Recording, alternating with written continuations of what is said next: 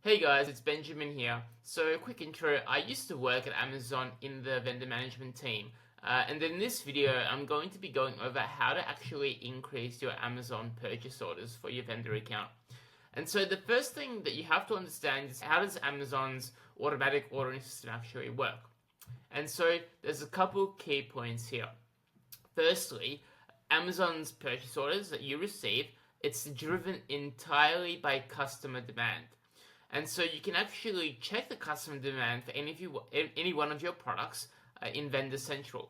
You can go to your Vendor Central account, you can open the forecast, and then you can see what the customer demand is for any one of your products for a given week. And then the thing to understand is Amazon's automatic ordering system will order based on that Vendor Central forecast. That's the main input when it comes to the ordering system. You can actually work out on any given week what those orders will be by taking your vendor central forecast, subtracting your average vendor lead time, so the time it takes for you to deliver your products to Amazon's fulfillment center, and then you can find out when Amazon will order that inventory. So, for example, you look up an ASIN and it has a customer demand forecast of say 10 units in any given week, in a particular week, then you can take your average vendor lead time, subtract, say it's 2 weeks, subtract 2 weeks from that, and then Amazon will order to fulfill that customer demand forecast 2 weeks prior. Hopefully that makes sense. Let me know in the comments if it doesn't. And so, as I mentioned, the customer demand forecast feeds into Amazon's POs, the POs that you receive. There are a couple exceptions that you have to understand because this is common reasons why you might find your POs to be particularly low when you're selling through a lot of your products. So, firstly, it could be because you have a high MOQ, a minimum order quantity.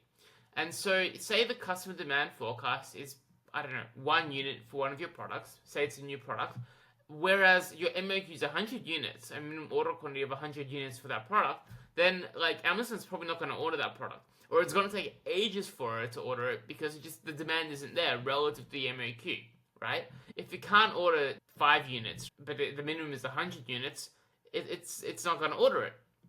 And so, in that particular case, what you might do is, you might decrease your MOQ. That would be a good option, particularly whilst that sales velocity ramps up. In the future, once that customer demand increases to say, 50 units a week, then you can raise that MOQ back to 100, and it's unlikely to have any impact. The other common reasons I see as to why you might not be receiving POs is firstly, if there's no main image or if there's no cost price. If your ASIN does not have a cost price or a main image, Amazon actually won't order the product. They can't order the product, right? So that's quite an easy fix that I see. Just put in a cost price, add a main image, and you probably see some POs come through. The other thing is, there might be some ordering exclusions in the back end. For example, if you reject the purchase order too many times in a row, Amazon might automatically place an ordering exclusion. It might signal that the product is permanently out of stock, and then in the future, it won't raise POs. So you just have to kind of check that you don't have any ordering exclusions in place, and you can raise a support case ticket in Vendor Central to check for this.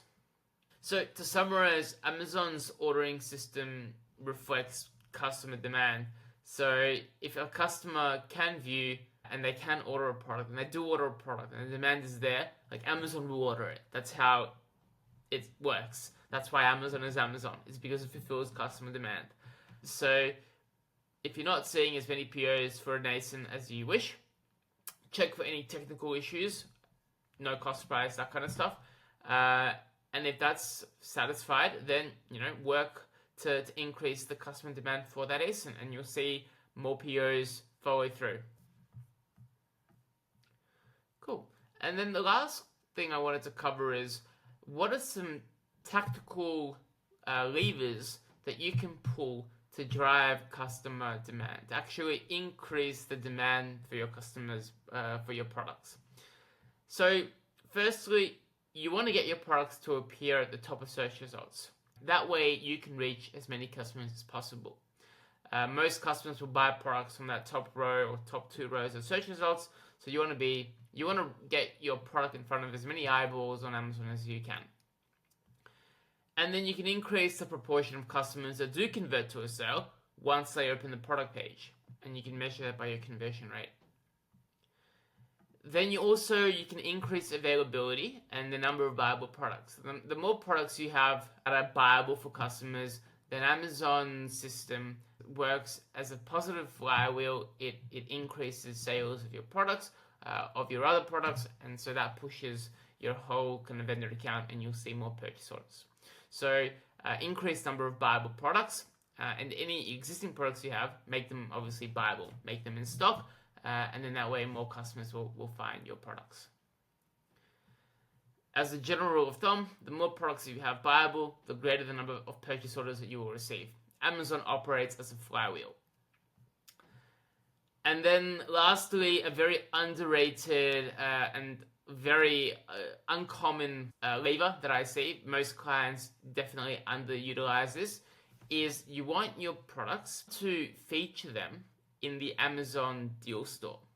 So that's a huge source of traffic that so many brands underutilize. Getting your products in front of the deal store unlocks like a whole source of new traffic, particularly across deal events like Prime Day, Black Friday, Boxing Day, and so on.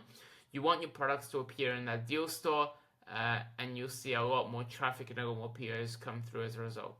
So that's all I have. Again, let me know if you have any questions in the comments. Have a great day. Bye.